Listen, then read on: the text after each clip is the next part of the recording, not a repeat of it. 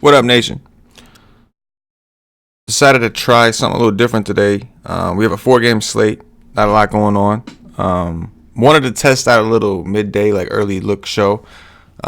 We already have the First Look podcast, which is on the previous night's show. We have the First Look Core 4, but those are all kind of done the night before. I wanted something kind of in the midday to bridge the gap between the stuff we put out the night before and, of course, the Wise stream, which we do 2 hours prior to lock. So trying something a little bit different. If people are going to watch it, maybe it's something we'll try to continue. If people aren't going to watch it, then, you know, we'll keep things how they were.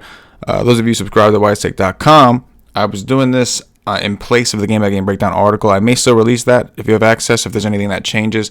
I like to do that on smaller slates because it makes it easy for updates, people to just go in there and be able to see where each update is made. So I probably will still do that article after the show, especially being that it's only a 4-game slate, so there should be enough time. Real quick, for those of you who haven't already, if you're new to the channel, please subscribe.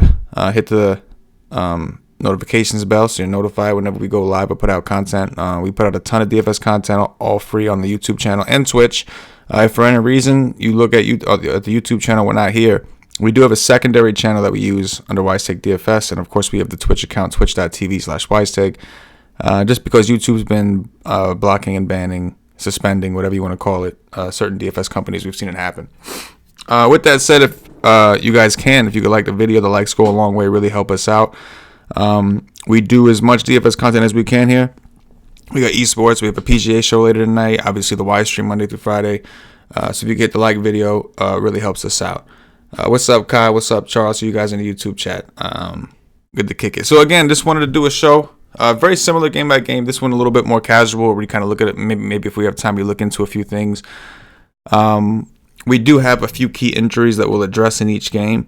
Even on a 4-game slate, we have some stuff we're going to be waiting for that I think has an impact. And we've got some some guys that stand out from a price perspective that we'll talk about that are clearly going to be popular. I mean, obviously ownership in general is going to be higher on a 4-game slate, but it's interesting because some of the mid-tier stuff looks pretty solid. Then it gets to the studs, and that's where things get a little, complex, I guess, in terms of game theory, ownership, usage rates, point per minute averages, who's going to play what minutes. So it's interesting. Right out the gate, we've got this Milwaukee-New Orleans game, and New Orleans has been hot. New Orleans has played really well lately. If you look at their team, Zion, Drew Holiday, Alonzo's been playing well. They got Derek Favors, who is not even a guy who's not even a guy that they need to play a ton of minutes at the moment, which is good because he can't handle it. Every time he gets pushed, he ends up with a sore back and ends up missing a bunch of time. I see you guys talking about Damian Lillard in the chat. Yeah, we got him on the slate. He's been extremely hot. So for a 4-game slate, there is kind of a lot going on. It's actually kind of a good one, I think. So we'll see what the ownership looks like as the day progresses and consider some of the injuries. I got the scheduled notes pulled up so we can kind of, when we do go through game by game, we understand where we're at schedule wise, or at least where these teams are schedule wise. So hit the like button. We'll go ahead and jump into this a little bit. Like I said, a little more casual. If you guys have questions, go ahead and pop them in the YouTube chat. And, we'll kind of just go through as I see them. If I see them. I got a lot going on between these two screens. But if I do see them, we'll go ahead and answer it. So obviously we had mentioned the first game is Milwaukee-New Orleans. I've got the schedule notes pulled up. This is a free article we do at WiseTake.com that our boy Jay Irv writes, one of our publishers. It's nothing crazy, no picks, just simple, just so you know where everybody's at schedule-wise. You can see the Bucks and New Orleans are both working with a day rest. The Knicks have parted ways with Steve Mills. Holla, making changes. The Bucks have had a day off. It's a 3-5 stretch, which is pretty standard for the NBA. So neither team is really at a schedule advantage or disadvantage. Obviously, New Orleans is home. Milwaukee was really rested. They went through that stretch. They played in France, had like 4 days off. Then Giannis didn't play that one game. Then they were off for 2 days. And they played another game and somehow lost to Denver, who were in the midst of, not only was Denver really thin, they were in the midst of like a terrible stretch. They're in like a horrible part in the schedule. Like, it's tough, and they're in a really tough spot in the schedule. Not necessarily today specifically, but just in general, all around it. When we get there, you'll see what I mean. But make sure you guys are checking out this article every day. J.R. writes it is free over at WiseTake.com. Pretty much every day. It's usually 7 days a week when you can do it.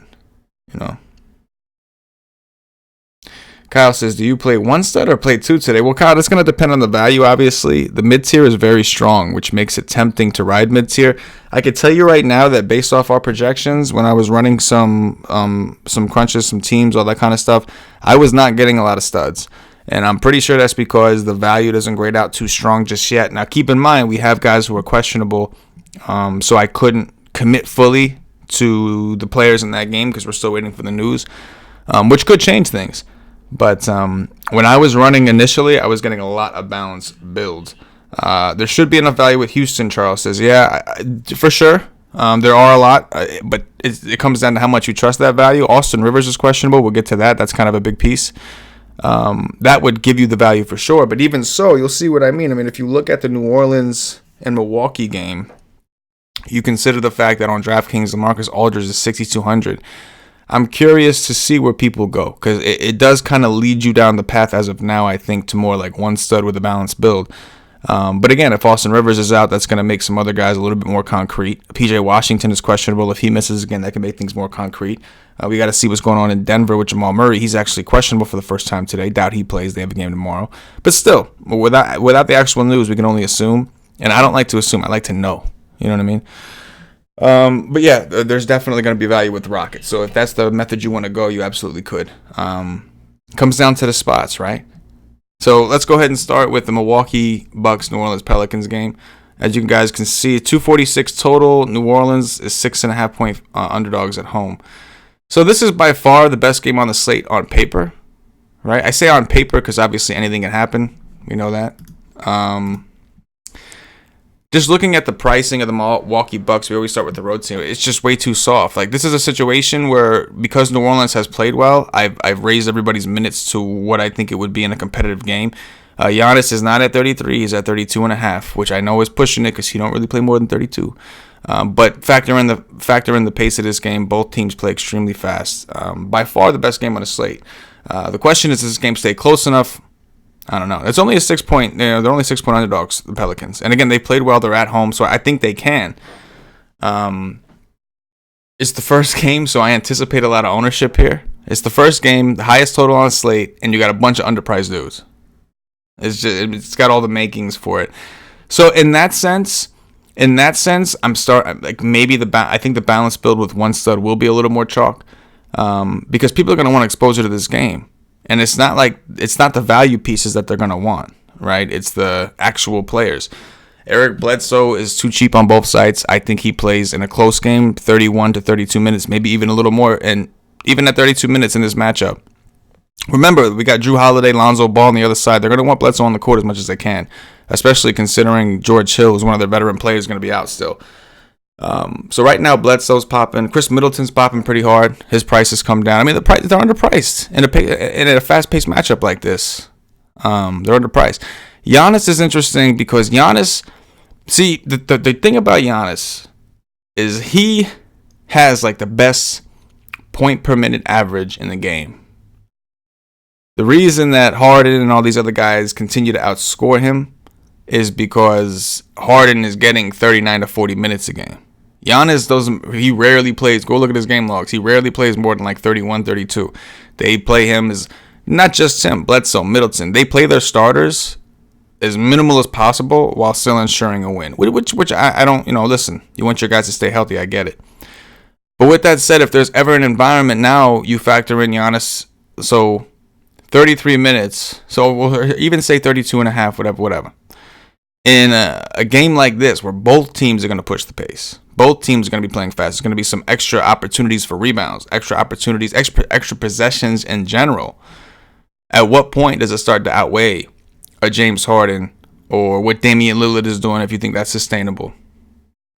So it's interesting. And price-wise, at least on DraftKings, Giannis is in between Damian Lillard, LeBron James, and that tier, the 10K-ish guys, and Harden, who's at 12K over there. So again, curious to see how the ownership plays out. Houston, Danuel House, and Ben McLemore for savings. Absolutely, you could. But at the end of the day, are you comfortable choosing those players, Kyle and Charles? over some of the mid-tier options like Eric Bledsoe, like Middleton. I'm not saying it's the wrong thing. This show is all about just kind of thinking things out and seeing how things play out. I can tell you right now that based off the projections we have, which, again, there's news coming out. We're going to make some adjustments down the road as we get closer to the Wise stream.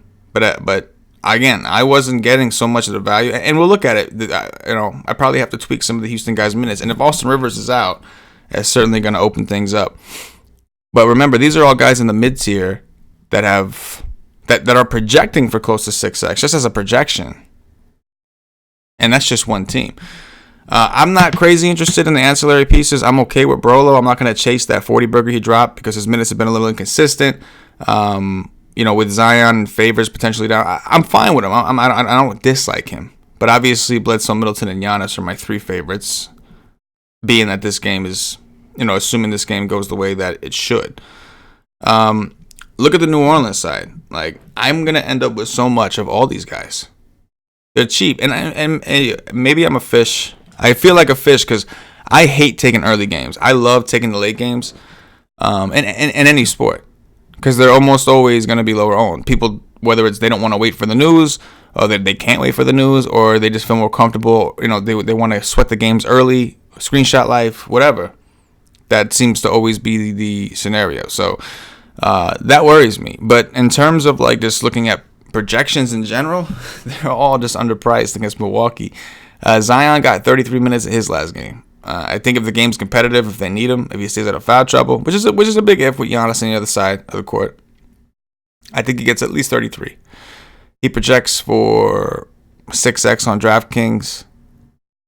And again, our projections factor in pace. They do factor in pace. Brandon Ingram, I said his usage was going to go down. We could pay attention, and his usage did go down, but he's still getting the job done for the most part. He's still playing big minutes. Just went for 50 DraftKings points basically against Houston, and now he's playing a team that he's gone for 40 against, like in a mediocre type game, and he's only 7K. I mean, it's wild. Even on FanDuel at 7.6, I don't mind it because there's so many price inefficiencies elsewhere that it'll be easier to make it work. You should be able to easily make it work. In the highest total game on the slate, I just don't understand. And again, that's what makes me nervous. But when I was running these, I mean, I'm getting a ton of these players of this game in general. Not as much Giannis. And again, I think that's because there's so many mid-tier options that we'll get to. And if you think about it, like I think it's a situation where maybe this game doesn't stay close, and that's how it busts. And that's how the people who got different succeed. It's definitely a possibility, right? Like, guys just come on and just have a shitty game, it happens. But if this game goes the way that, like, the 246 total implies, I think you could play 4 to 5 Pelicans today. I think you could possibly play 2 out of the 3 Milwaukee guys. And I say 2 out of the 3. If it's Bledsoe and Middleton, it's no problem. It's only Giannis is the one that may be hard to play with all 3 of them. But yeah, it's one of those situations. Even Derek Favors, is a cheap, interesting value option. He hasn't gotten a ton of minutes. I don't think he gets more than, like 28 at max. And that's like if the situation calls for it. We have him projected for 24, but he's only 4,900 on DraftKings on a small slate. We're not worried about the matchup as far as defense goes against Brolo. A little concerned with them forcing him off the court because Brolo's perimeter game. That's an option. But just another person to consider. Lonzo Ball's been playing big minutes and he's been playing well. And they're going to want him and Holiday on the court with guys like Bledsoe, who's known as like a pit bull. It's a really physical, strong dude, Not that big. You look at him. He's got little pit bull action. So all these guys like Lonzo Ball, Drew Holiday, Ingram Williamson are my favorite. Drew Holiday is 6,900. I know he had one bad game. He's been playing really well. He had one bad game. So these are the decisions that you have to make right out of the gate because this is the first game to lock. And, at this point, I'm so heavily vested. And again, it's early. Like, we're going to make adjustments. These are my projections that are over at WiseTake.com. So you subscribe, you download, upload them into the optimizer you use to help you build your teams later or whatever. They change throughout the day as we get information. Minutes going up and down, all different kinds of things. So that's where it's heading now. Now, again, there's injury news that could sway things. For example, let's go to the next game. The Charlotte Hornets visiting the Houston Rockets. So schedule-wise, This is a really tough part of the schedule for the Hornets. They're on the back end of a back-to-back. They're in a 3-4. They're in a 4-6. They did have like 4 days off before this stretch because they played in France. But obviously, at this point, they're in a very tough part of the schedule. And they're playing Houston. Houston's had a day off. No Russell Westbrook. He's doubtful today. So it's a tough part in the schedule. Needless to say, we have a 223.5 total, which isn't bad for Charlotte. Charlotte is the slowest team on earth. So for them, it's actually not bad. But a 13.5 point spread. Rockets are 13.5 point favorites in this one. Charlotte's not a good team. That we know. Charlotte is not a good team. All right, let's get back here. So looking at Devontae Graham, his price has come down to a point. On FanDuel, he's kind of been down there. On DraftKings, he's come down to a point where we have to really take a look and think about this because he's been playing terribly.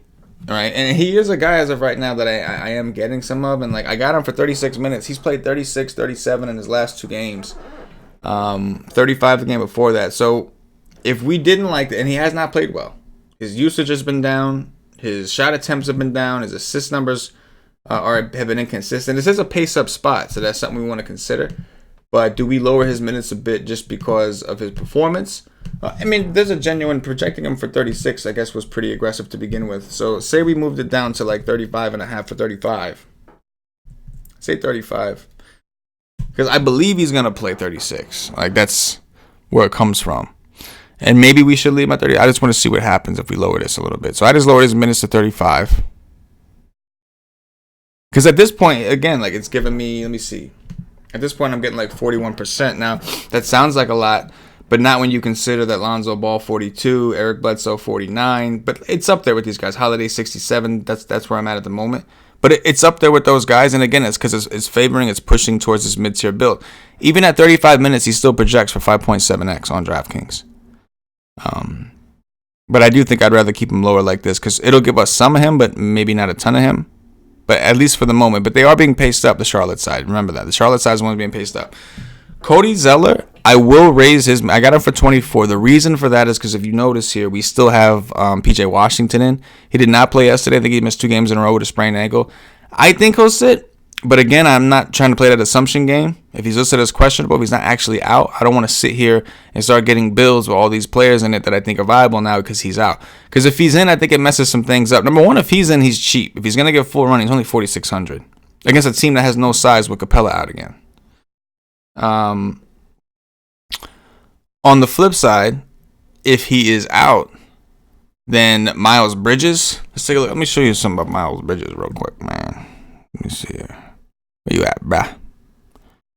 Miles Bridges is 5'3". He's have his hands full. He can have his hands full in a matchup, but with PJ Washington out, he's been playing monster minutes. And the usage has been pretty good, too. He's taking 7 threes, 9 threes, 7 threes. He's taking threes, and against Houston, you're going to want to take some threes. He's going for 40, 40, and 34 DraftKings points. And yesterday, 35 minutes against Orlando, another slow-ass team. 8 boards. So Bridges is a guy that I think we will definitely keep an eye on. And it'll probably pop because at that point, I'd raise his minute. I'd give him like another 5 minutes comfortably, which I think would then put him in into a lot of our teams at that point. And I'd be okay with that, especially assuming that Tucker's going to be on the 5 and House will be on the 4. Zeller has also seen increased minutes with PJ out. It makes a difference because they have played PJ at the 5. They've mixed him in with Hernan Gomez and Zeller. It looks like Biyombo's out of the rotation basically for the most part. At least anything significant. But yeah, so there's some things that would change. Malik Monk didn't play a ton yesterday. Could play a little bit more today in a back-to-back 4 and 6 stretch. They are trying to trade him. They have been playing him. He's only 4,300. He's an interesting value option at low ownership. But the PJ thing is going to make us like Zeller more. It's going to make us like Bridges more. It'll put guys like Marvin Williams into your head, which is not a good thing. You know, whenever that guy's in your head, you're probably not in a good situation. But anyway, you know who's kind of interesting for low ownership is Willie Hernan Gomez. If PJ's out, I like it a little more, but he's playing like 20-something minutes. His usage while he's on the court is pretty high. Houston has no size. Now, the situation like this with centers, if you notice, Rudy Gobert couldn't do shit. Why? Because Rudy Gobert can't shoot, right? He was getting boards against Houston. He can't shoot, though. PJ Washington held him in check offensively because you're not going to like... PJ Washington's a big, strong dude. And I say big. He's like a thick, strong dude. When they play Porzingis, Porzingis can actually shoot. So he was like, all right, so I can't get by. I'm just going to shoot over the top of you. You can't reach me. And that's exactly what happened. So this could be that type of situation with these bigs here with Zeller and Hernangomez. Neither of them are good a shooter as Porzingis. But they both can demonstrate some offense. We've seen Zeller take some jump shots. And Hernangomez is pretty active when he's on the court. So he could be an interesting value play. We have him at 16 minutes, which is probably conservative. But again, he's really played more minutes lately with PJ out. So if PJ's out, he's a value option. I think we could take a look at for really low ownership on a 4-game slate. And not something I'd be willing to go like crazy overboard with, but I think something that would be interesting, especially given the size. Plus, you consider the fact that they're in a blowout situation, he's likely to play blowout minutes. That only helps. So just something to consider, that's all. But again, we need the news. Now, I feel you, Jason. He is Cash is a funny dude, man. Listen, he's a family man. He works hard. He works crazy hours, and he had a new job, and he's got a bunch of kids, man. He's spending time with his family, all that. That was his decision, though. But I feel you, though. Obviously, he was a big personality, a lot of fun, and he brought a lot of personality to the shows. There is a YouTube channel that I've been watching just because it reminds me of that dude. I think his name is Cassidy Campbell, right? He does some funny characters, but one of them is a character that reminds me a lot of Cash. So anyway, Charlotte, definitely the pace-up situation. The pricing looks fine. I prefer PJ out. When PJ's out, we could really make some moves. But Devontae Graham looks like we're going to get some, man. He's just too cheap, and I trust thy projections. You know what I mean? On the Houston side, Austin Rivers is questionable. Like I mentioned, that to me, that's kind of an important piece. And I mean, not just to me. I think in general, it's an important piece. If he's in 33 minutes, it's a phenomenal value play, I think. And he's been playing the minutes lately. Let's look at him real quick. Rivers, where you at? He was sick yesterday. He was sick. He didn't practice yesterday because he was sick. That's why he's questionable. So he played 24 minutes with Westbrook. Obviously against Utah, he played 41. Didn't really even come off the court. And the shot attempts, even when he's on the court, have been there. So 3,600, definitely a strong value play, assuming that we have that. But if he's out, I mean, even if he's in, guys are talking about Ben McLemore. We could take a look at his minutes. Eric Gordon, more of a mid-tier at this point, but somebody who we consider for minutes. But if he's in, he's the main one that I trust the most. I'm not really, and the new house I'm fine with, but the new house is 5-1, so he's not that cheap. You know what I mean? He has been playing a ton of minutes with Capella out. He's been playing like all the 4. PJ's been getting like all the 5. So in that respect, that's good. I'm not playing no PJ Tucker. I just can't. I mean, I guess if there was ever a spot, maybe it's this one because he's playing center and they're against Charlotte. He's just he's just not active, man. Jason says, I go back and watch old shows with him in it. That's hilarious, bro. That's hilarious. I don't go that far, man. But that is funny, though. Hit the like button, guys. Much appreciated. Those of you hanging out with us for the midday show.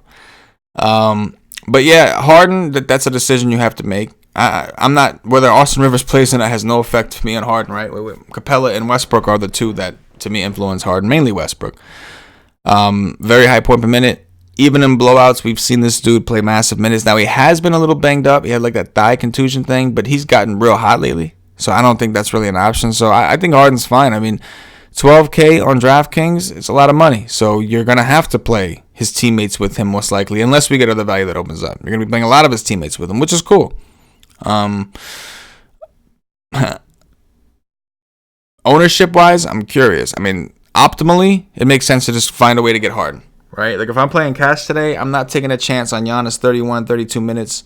I'm going right for Harden, who I know is playing 38, 39, 40 minutes with no Westbrook, all those guys. So that's where I would be. In tournaments, I'm kind of on the fence. But again, he's been heating up, man. His last 2 games, he's going back out there putting up dirty scores, dirty scores. And a lot of these guys can. And we got a couple guys that can go for 70, no problem on this slate. But Harden, definitely one of the more optimal plays. Rivers looking like a strong value option. I'm cool with House, but again, he's 5-1. If Rivers is out, I'll like Eric Gordon a little bit more. I'll definitely like McLemore more. And I think some of you probably like McLemore already. And I get it. I'm fine with that. I don't blame you at all. 3,400 on DraftKings, that's just too cheap. So I'm okay with it. And I'll like it even more, though, again, if Austin Rivers is out. Of course, we then have to consider guys like Chris Clemens, Michael Frazier, but at least we know Eric Gordon and McLemore would be the first option, so we would expect it. So if Rivers is in, I like him. If Rivers is out, Gordon and McLemore for sure. I would be higher on, and we would raise their projections accordingly. Next up, we've got Hallelujah, Alabama. That's not pretty. The fuck is the third game? Portland, Denver. Okay. Dame Dollar. Want to be a baller like Dame Dollar.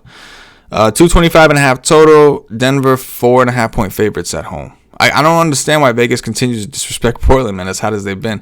I mentioned the schedule thing for Denver. Anybody that lives in a state where you could place a bet on sports, I'll probably be placing a bet on the Blazers today, even though they're on the road. And I don't like going against. I don't necessarily like betting on road teams in Denver. But I kind of feel for Denver at this point, man. Their schedule is rough. They're already in a 4-6 stretch. They've had a day off, but they're already in a 4-6 stretch. They've been traveling back and forth, and they got another game tomorrow. So I don't know. It's an interesting spot for them. I kind of feel bad almost. But with that said, Portland, who's been one of the hottest teams in basketball, has had 2 days off. So I kind of feel for him.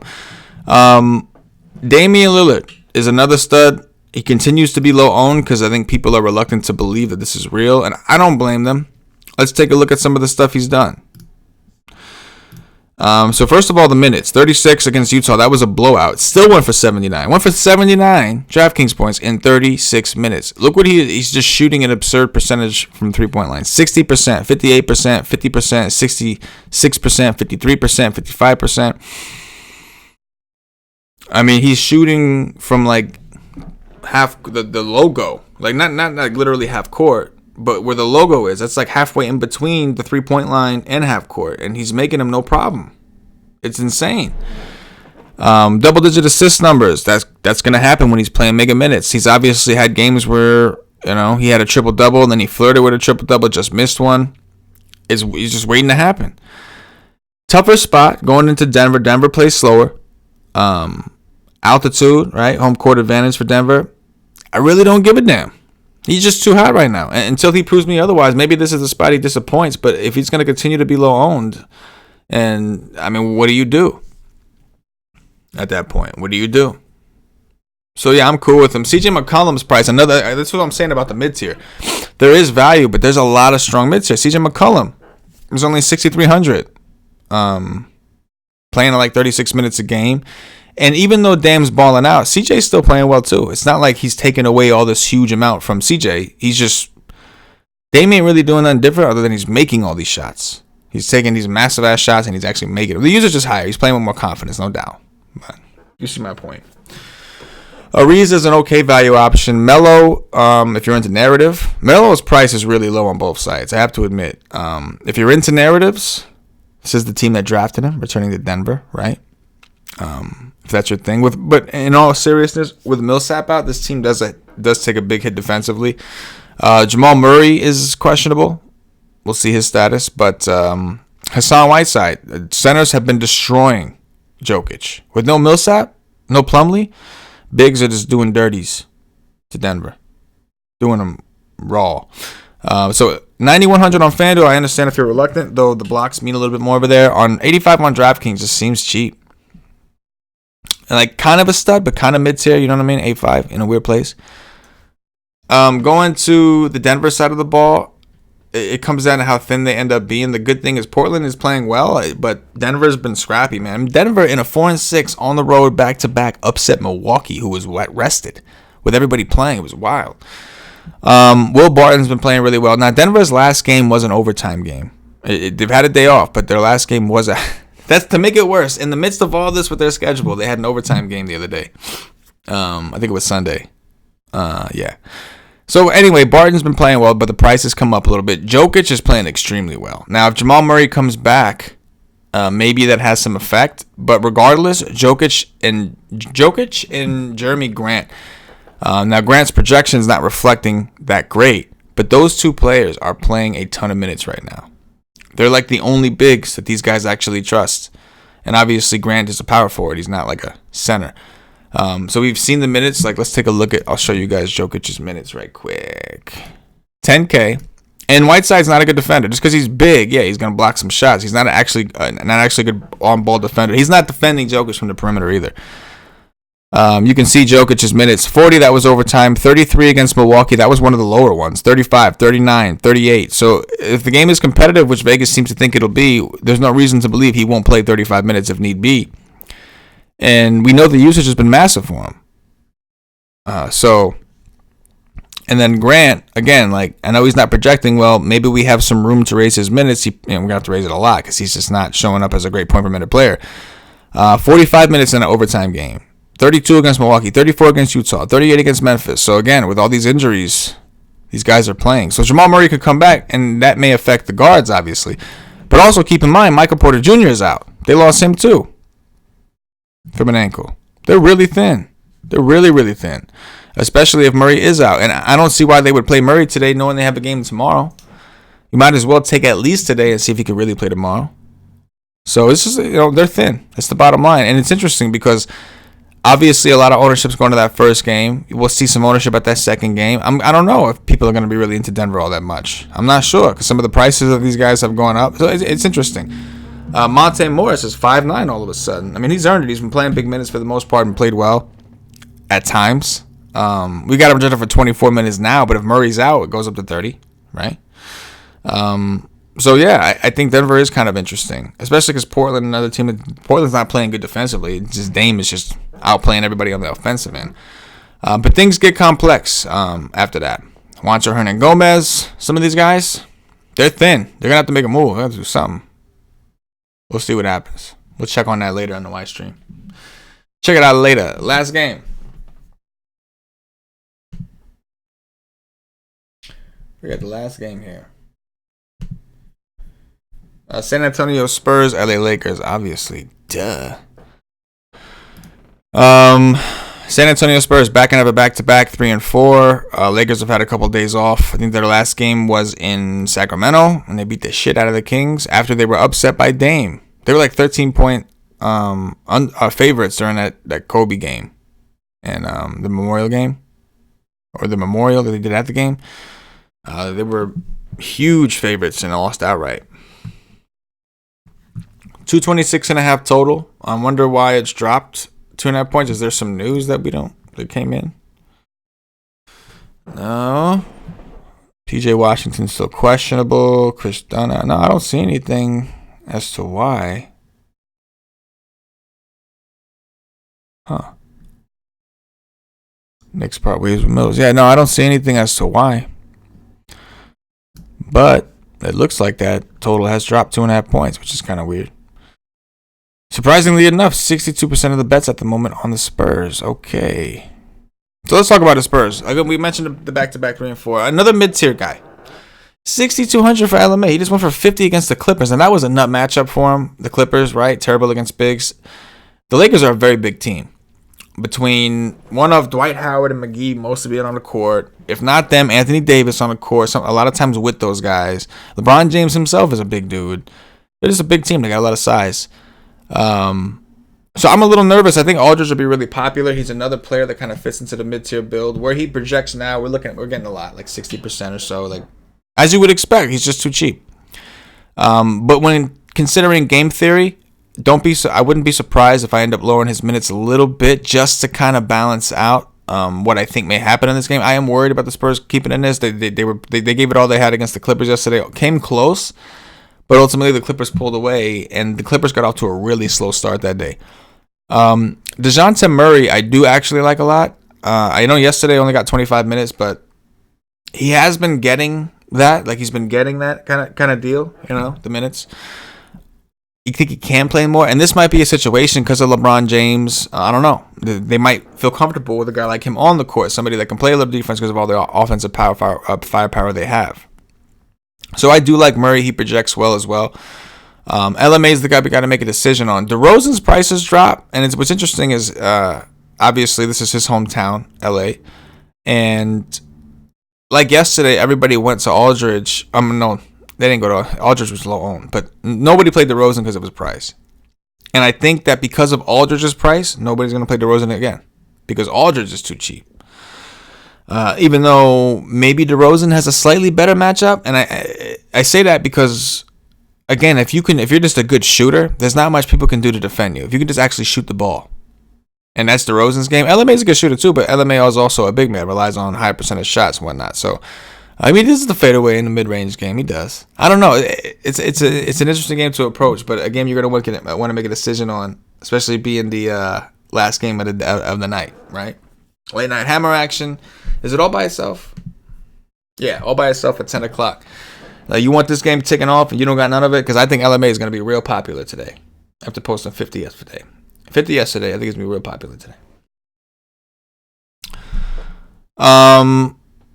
The Lakers is what it is, man. You want LeBron, you want Anthony Davis. It's a really good spot for both. This team struggles against point guards and centers. They always have. LeBron and AD, point guards and centers. I'm not crazy interested in the rest of the pieces unless somebody gets ruled out randomly. I'm just not really into it all that much. So I would rather, it's really Anthony Davis. It's really LeBron James. And, that's it. Like I said, if guys are out, we can start looking. But Dwight Howard's minutes have been down a little bit. JaVale McGee's minutes have been down. Kuzma's been inconsistent. 20 minutes one day, 26, 27 the next. It's harder to gauge. Maybe we'll look into the matchups and see if something stands out a little bit better. But ownership. What's the ownership going to be on these guys? Because Anthony Davis is way too cheap at 9,300. Way too cheap. So what's the ownership going to look like on these guys, considering you have to get through ownership from the first game, which is the mid-tier game of the day. You got to get through the second game, which has James Harden with no Westbrook or Capella against a terrible defense. You got the third game, which you got Damian Lillard, Nikola Jokic with no backup, Hassan Whiteside against Jokic with no backup. You know what I mean? What's the ownership going to look like for Anthony Davis and LeBron James today? I don't know. I would assume low, though.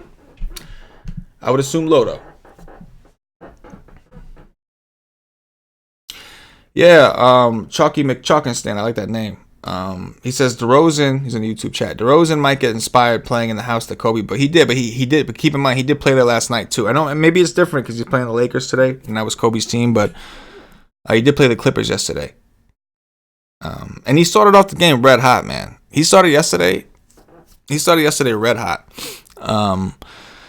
He just really cooled down in the second half and couldn't hit a shot. It was LMA's day. But today I could tell you, LMA is going to be one of the highest owned plays on the slate. Yeah, DeRozan did love Kobe. I think he showed up to the game yesterday in a Kobe jersey, actually. I think I saw a picture of him. He showed up in a Kobe jersey. Definitely be inspired, man. And for tournaments, the price has come down. His price came down like $900 on DraftKings. That's a significant price decrease. I understand, it shouldn't have been that high to begin with, though, because LMA's been back. But still, that's a pretty dramatic increase. I think that's going to do it for the midday nation. I appreciate you guys who did find some time to hang out with us. I'd like to hear some feedback. Don't put it in the actual YouTube chat. Put it like comments on the actual show once this is done, because so I have it and I could reference it. But I want to hear your thoughts. Do you guys like the midday show? Is this something you watch? I'm not going to do it if people ain't going to watch it. You know what I mean? This is not going to happen. There's other things I could do for the nation and all that, but I'm not going to do it if nobody's going to watch it. But if people are interested, I know we don't do the night before podcast fully, or we don't do it at all on YouTube. I do a first look podcast, but it is on iTunes and Podbean and Apple Podcasts only. So other than the core four, which I understand is a shorter video, that's really after people who don't have a ton of time to watch these things. I want to have I'd like to have something for you guys in between now and the Wise stream, which don't start till 2 hours before lock, because then it's in scramble mode. Now everybody's just ready to rock. You know what I mean? We're all just ready to go and get it in. So I know things could be scrambled. We got teams to build, all that kind of stuff. So if you guys like it, if you guys are going to watch it, it's something I'm definitely willing to do as much as I can, because, we do it for the nation. I appreciate you. So I'm going to get out of here. Please hit that like button before you guys leave. We'll see you guys later. Don't miss the show. 5:30 p.m. Eastern. We will start with the game by game with myself. We got Stevie Brown and Paulie D coming up. That'll be joining me on the second half of the show later on. So 5:30 p.m. Eastern, game by game with me. Then we bring on Paulie and Stevie, talk some game theory and whatnot. Keep you guys updated on the news and all that stuff. So I appreciate you. For myself, the entire WiseTake Nation, as always, good luck.